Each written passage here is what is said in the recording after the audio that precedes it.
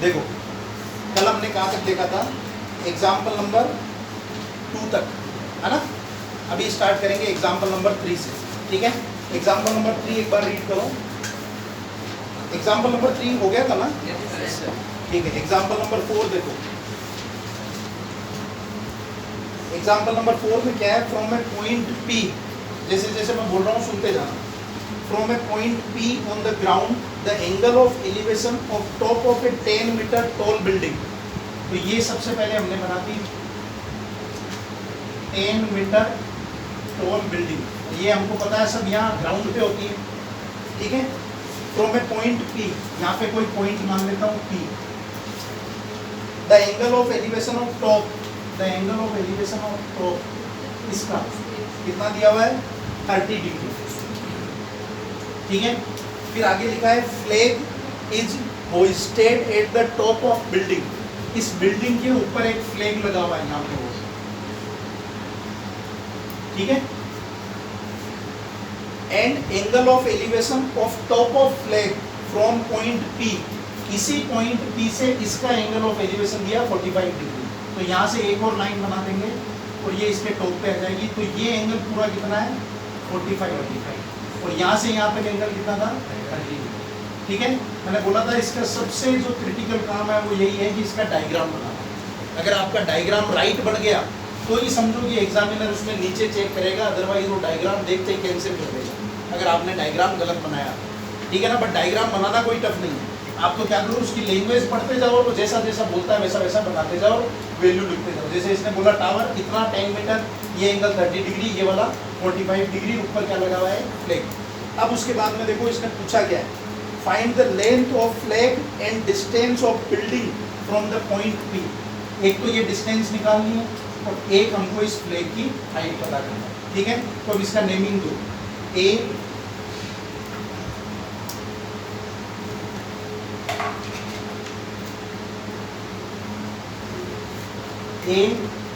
यहाँ पे P दिया हुआ है तो छोड़ दो, फिर B और फिर C, ठीक है।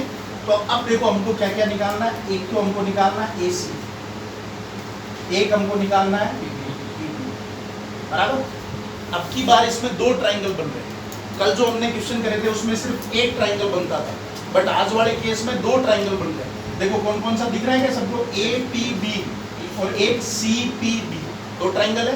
तो सबसे पहले हम एक ट्राइंगल ले लेते कोई सा भी। तो सबसे पहले मैं बड़ा वाला ट्राइंगल लेता हूँ। तो जो ट्राइंगल लोगे उसका नाम लिख देना, इन ट्राइंगल APB।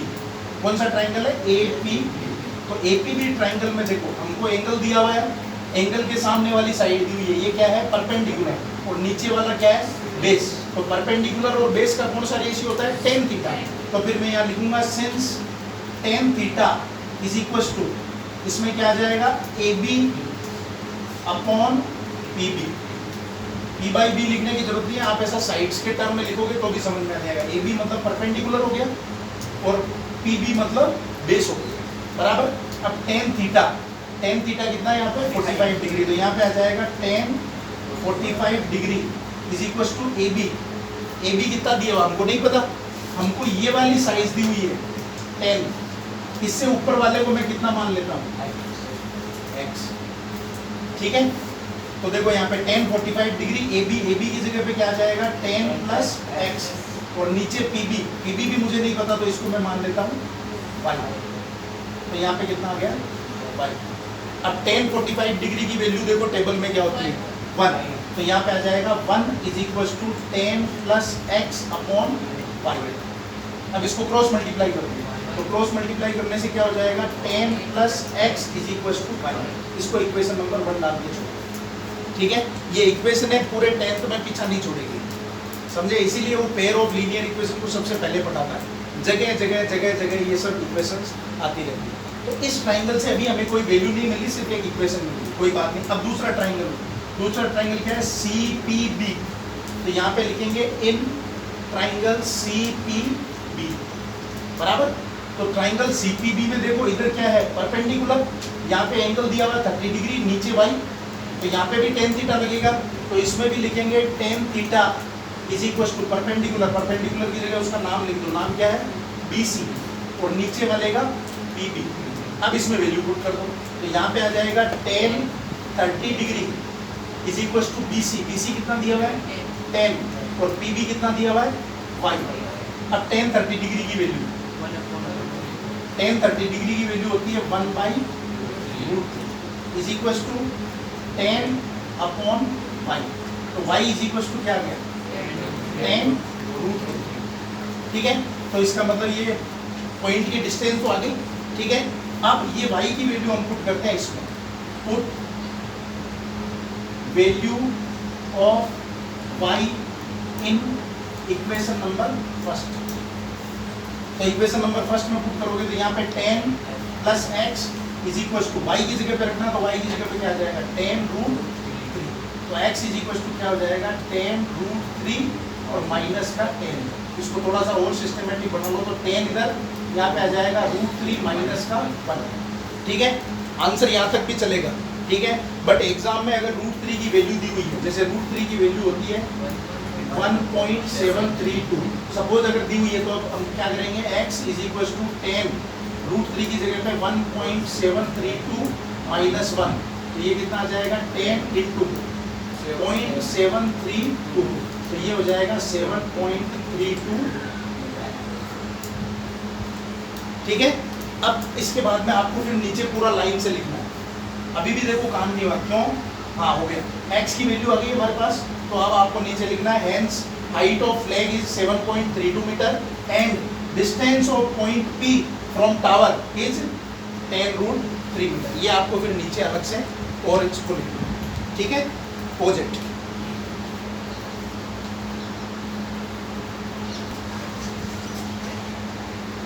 देखो, एग्जाम्पल नंबर 5। एग्जाम्पल नंबर 5 क्या दिया हुआ है, shadow of a tower standing on a level ground is found to be 40 metre longer when the sun's altitude is 30 degree. इस लाइन को 2 बार पढ़ना पड़ेगा तुमको।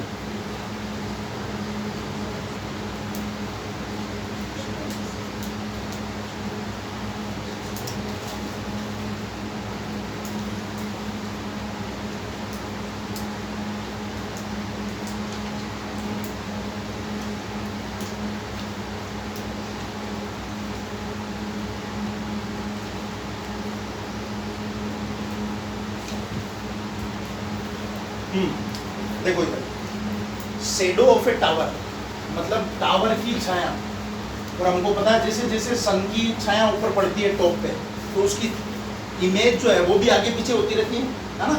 तो इसमें एक चीज ये ध्यान रखना कि जब भी एंगल अगर इधर पास खिसकेगा तब एंगल बड़ा होगा, क्योंकि देखो यहाँ पे एंगल 90 डिग्री होता है, और फिर इधर से जैसे जैसे जैसे जैसे दूर जाता जाएगा तो वो कम होता जाएगा, जैसे 60 हो गया, फिर 30 हो गया, फिर ऐसा। तो सबसे बड़ा कंफ्यूजन तुमको समझ में आए नहीं आए कि 30 कहाँ लगाना, 60 कहाँ लगाना, तो कम से कम ये वाला फंडा तो याद ही रखना कि जो एंगल टावर के पास है वो तो बड़ा वाला, और जो दूर है वो छोटा वाला। अब क्वेश्चन क्या कह रहा है कि इसकी जो शेडो है, shadow of a tower is longer when sun's altitude is 30 degree by 40 metre.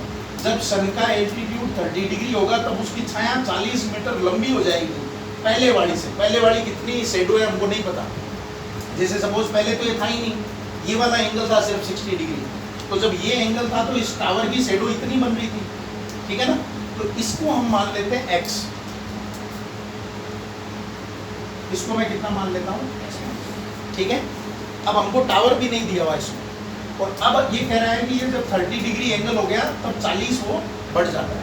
ठीक है, अब हमको चाहिएगा तो ये भी, तो मैं इसको मान लेता हूँ y। अब इसका नेमिंग दे दो, ये हो गया A B C और E, फिर 2 ट्राइंगल है इसके अंदर, तो हमको दोनों ट्राइंगल लेने हैं। तो देखो सबसे पहले लेते हैं इन ट्राइंगल A B और C। ठीक है, हाँ बता रक्षा क्या लिखेंगे in triangle A B C।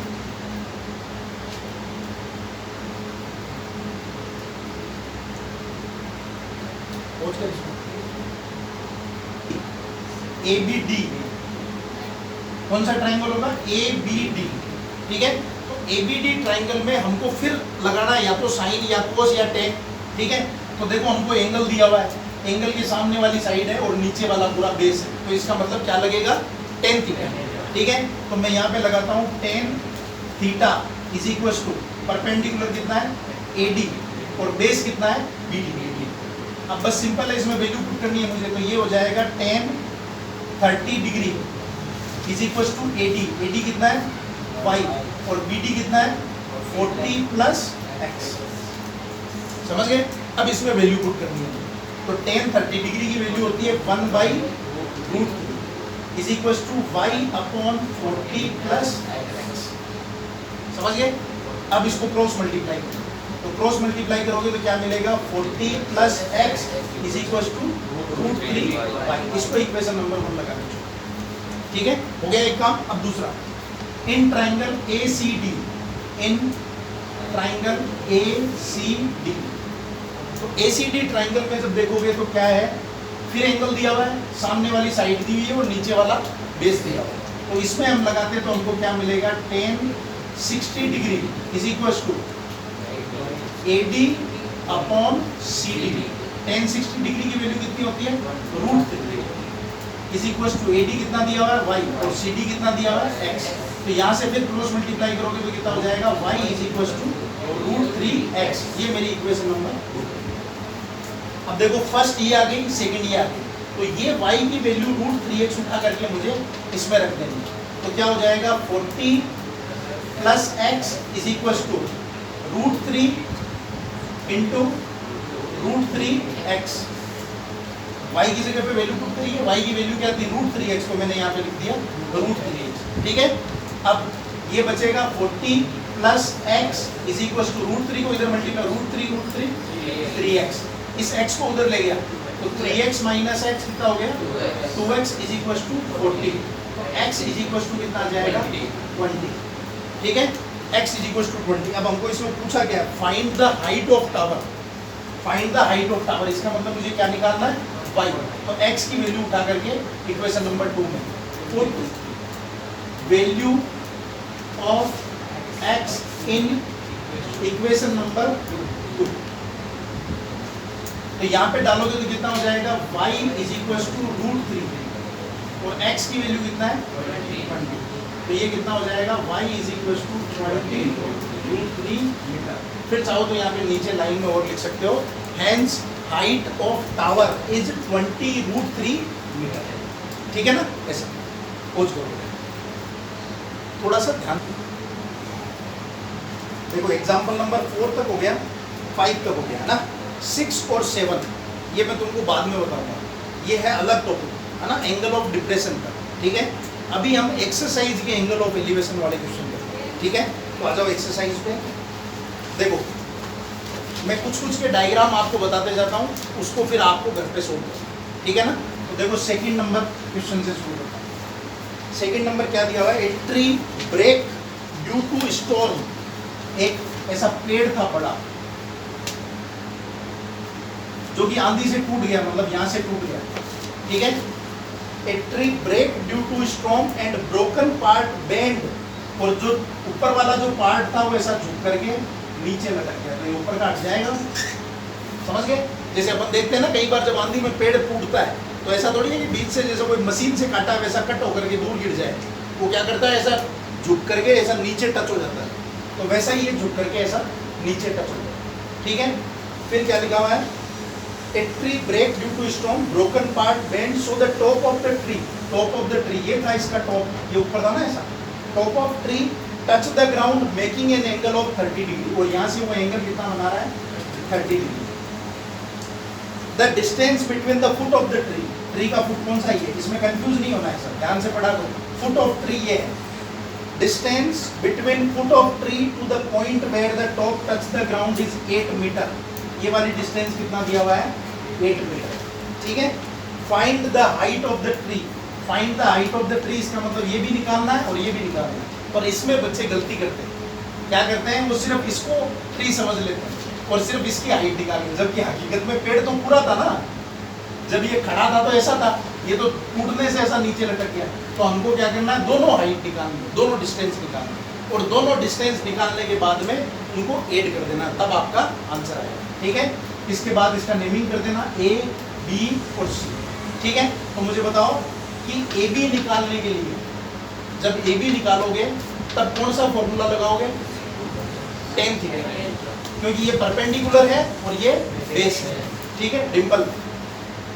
AC अगर हमको निकालना होगा तब हम कौन सा फॉर्मूला लगाएंगे? कोस, क्यों? Base upon hypotenuse.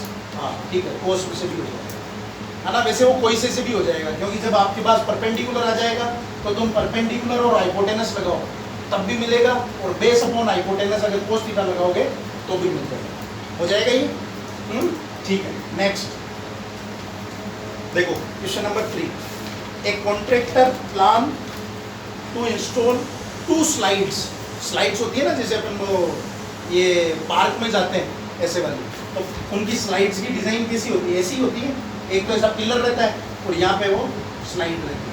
तो ये कह रहा है 2 स्लाइड है, तो एक तो मैंने बना दी for the children below the age of 5 year, एक तो है 5 साल से छोटे बच्चों के लिए, और एक है बड़े बच्चे। She prefers to have a slide whose top is at a height of 1.5 metre for elder children. ठीक है, देखो, और एक है AC।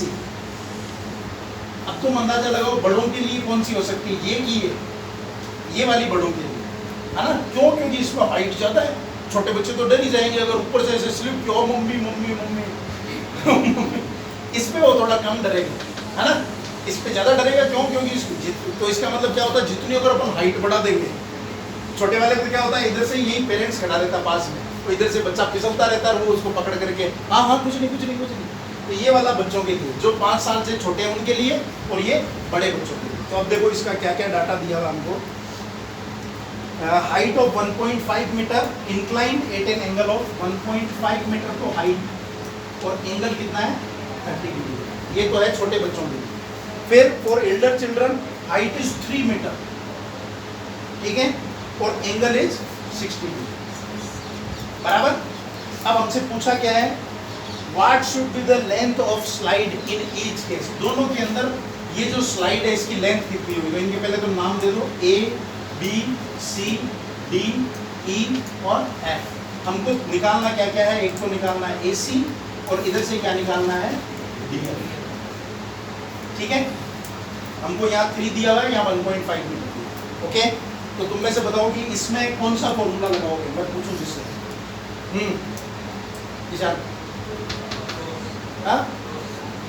कोस नहीं,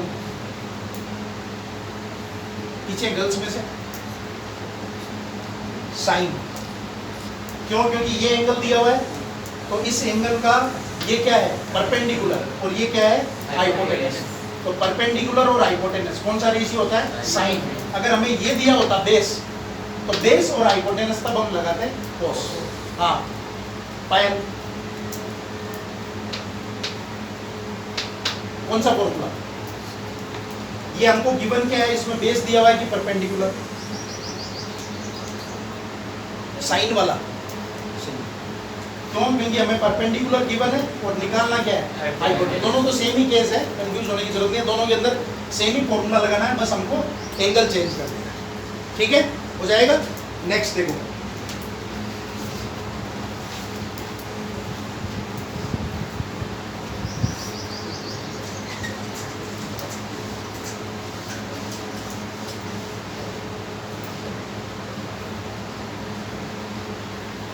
नेक्स्ट क्या है? Angle of elevation of top of a tower from a point on the ground which is 30 metre away from the foot of tower.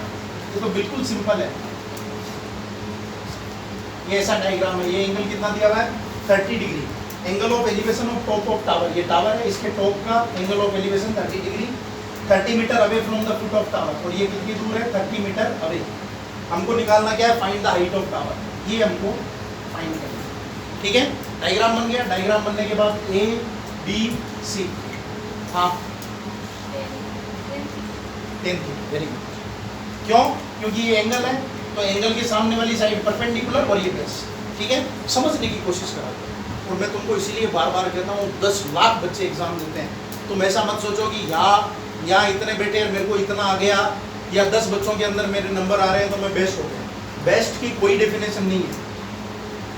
ये सिर्फ अपने मन का वहम है, क्योंकि इतने सारे बच्चे एग्जाम देंगे, हमको उनमें बेस्ट आना है, और उनमें बेस्ट आना है तो समझो कि उसके लिए काम भी वैसे ही करने पड़ेंगे, ठीक है ना। जैसे अभी आए हैं कई सारे बच्चों के आए तो पूरे डीडवाना के अंदर नाम है, पोस्टर लगे हुए उनके कि साहब ये डीडवाना का टॉपर है। एक लड़का है वो लोग कि पूरे कुचामन एरिया में उसके हाईएस्ट नंबर, तो कितने सारे बच्चों में, तो ये अपने माइंड में हो, बहुत कंपटीशन आज है, तो हमको एफर्ट भी वैसे ही लगाने। देखो next, fifth, a 1.5 meter tall boy is standing at some distance from a 30 meter tall building। तो यहाँ पे सपोज एक 30 meter tall building, ये नीचे अर्थ, यहाँ पे 1.5 सेंटीमीटर का एक बच्चा, 1.5 meter tall boy is standing at some distance from a 30 meter tall building, angle of elevation from his eyes, 6 number, angle of elevation from his eyes to the top of building increases from 30 degree to 60 degree। देखो ये कह रहा है कि ये पहले तो इसका एंगल इतना है, ठीक है, ये कितना है 30 डिग्री, अब वो इसकी ओर बढ़ रहा है आगे, तो सपोज वो यहाँ आ गया, ठीक है, अब यहाँ से उसका एंगल ऑफ एलिवेशन कितना है, ठीक है, थोड़ा सा अलग है। 1.5 meter tall boy is standing at some distance मतलब हमको नहीं मालूम, from a 30 meter tall building, the angle of elevation from his eyes to the top increases from 30 degree to 60 degree। ये मैंने तुमको बोला ही था, जैसे जैसे एंगल टावर के पास जाता जाएगा तो एंगल की वैल्यू बढ़ती जाएगी, है ना। तो ये जैसे बाद में है, ये उसके बाद है, तो ये 30 डिग्री होगा, इधर वाला 60 डिग्री होगा। अब इसके बाद में इसका naming A B C D, नीचे नहीं भी दोगे तो चलेगा, या दे दो E और F, ठीक है। अब देखो इसमें एक चीज, ये 1.5 है और ये पूरा 30 है, तो 30 में से ये 1.5 माइनस करोगे तो ऊपर वाला कितना बचेगा 28.5। ये 30 काम में नहीं लेना, ये यहाँ से AD की डिस्टेंस, और इसको आप यहाँ पे दिखा भी सकते हो, AD इज इक्वल टू हो जाएगा AE माइनस DE, तो ये हो जाएगा 30 माइनस 1.5 इज इक्वल टू 28.5, ठीक है। अब उसके बाद में आपको ABD,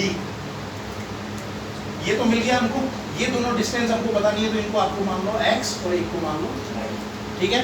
फिर वही सेम तरीका, एक बार ट्राइंगल ABD में फॉर्मूला लगाना, तब आपको एक इक्वेशन मिलेगी, फिर उसके बाद में एक फॉर्मूला लगाना ACD में, तो एक इक्वेशन आपको यहाँ से मिलेगी, और फिर दोनों इक्वेशंस को सोल्व करोगे तो आंसर आएगा, जैसा हमने एग्जांपल्स में किया, ठीक है।